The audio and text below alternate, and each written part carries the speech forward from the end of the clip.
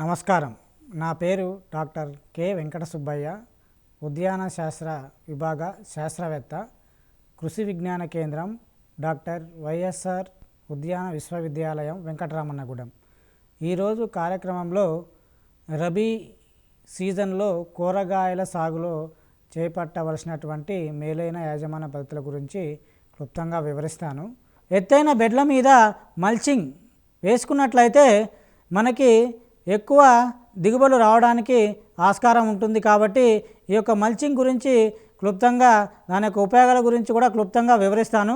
Mulching అనేది మేలైన యాజమాన్య పద్ధతిలో ఒక అంశంగా మనం చెప్పడం జరుగుతూ ఉంటుంది.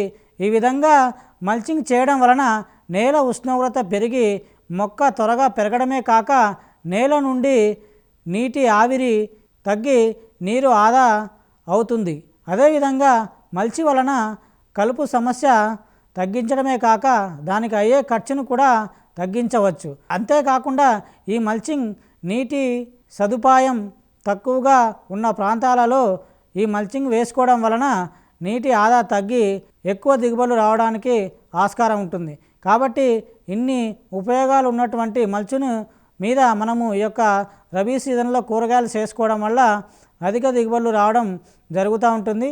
ఈ మల్చింగ్ వల్ల ఈ యొక్క పురుగుల యొక్క ఉధృతి కూడా అద్దంలాగా ఆ సూర్యకిరణాలు ఆ మల్చింగ్ మీద పడినప్పుడు ఒక అద్దంలాగా ప్రవర్తించడం వల్ల ఆ యొక్క రిఫ్లెక్షన్స్కి కొన్ని జాసిడ్స్, కొన్ని పురుగులు కూడా ఆ మొక్కను చేరకుండా దాని ద్వారా మొక్కకు అయ్యే ఆ యొక్క డ్యామేజ్ని చాలా వరకు తగ్గించి అధిక దిగుబడులు తీసుకురావడానికి ఆస్కారం ఉంటుంది.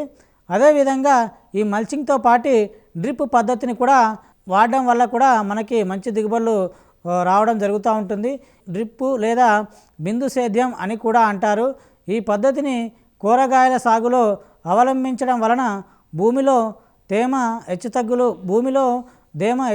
లేకుండా మొక్క పెరుగుదలకి అనుగుణంగా నీటిని, ఎరువులను సరఫరా చేయడం వలన మొక్కలు ఏపుగా పెరిగి త్వరితగతిన పక్వానికి వచ్చి అధిక నాణ్యమైన దిగుబడులను 15 నుంచి 150% వరకు పొందవచ్చును.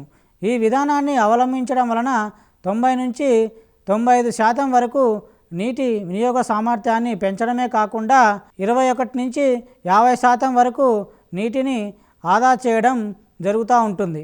కాబట్టి ఈ యొక్క డ్రిప్ లేదా బిందు సేద్య పద్ధతిని అవలంబించడం అనేది చాలా ముఖ్యమైన కార్యక్రమము.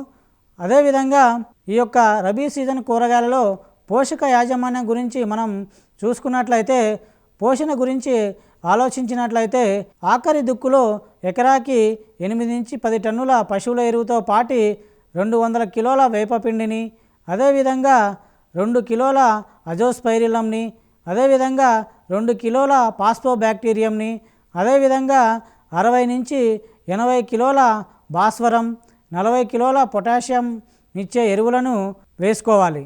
ఈ విధంగా రసాయనిక ఎరువులను జీవరణ ఎరువులతో కాకుండా విడిగా వేసుకున్నట్లయితే మంచి ఫలితాలు రావడం జరుగుతూ ఉంటుంది.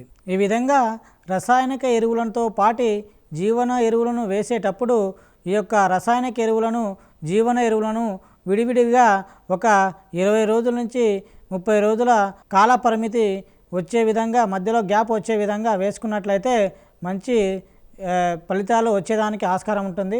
అదేవిధంగా మనకి రత్నజని ఎరువుల పరంగా చూసినట్లయితే 24 నుంచి 32 కిలోల నత్రజని ఇచ్చే ఎరువులను 2 లేదా 3 దఫాలుగా నాటిన 30-60 రోజులకు ఒకసారి, అదే దీర్ఘకాలిక రకాలైనట్లయితే 30-60 రోజులు, అదేవిధంగా మూడోసారి 75 నుంచి 80 రోజులకు ఒకసారి వేసుకున్నట్లయితే మంచి దిగుబడులు రావడం గమనించడం జరిగింది.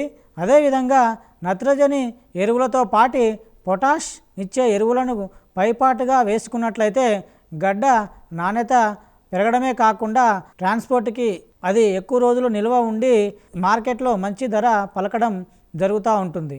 అదేవిధంగా కూరమిరపలో గమనించినట్లయితే నాటడానికి ముందు 20 కిలోల భాస్వరం, అదేవిధంగా 12 కిలోల పొటాష్ ఇచ్చే ఎరువులను వేసుకోవాలి.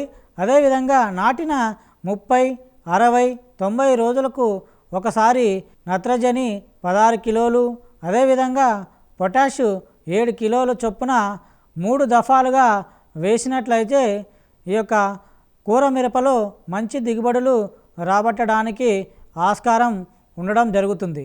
అదేవిధంగా ఈ యొక్క రబీ సీజన్ కూరగాయలో నీటి యాజమాన్యం గురించి మనం చూసుకున్నట్లయితే నారు నాటిన వెంటనే నీరు పెట్టాల్సిన ఆవశ్యకత ఎంతైనా ఉంటుంది.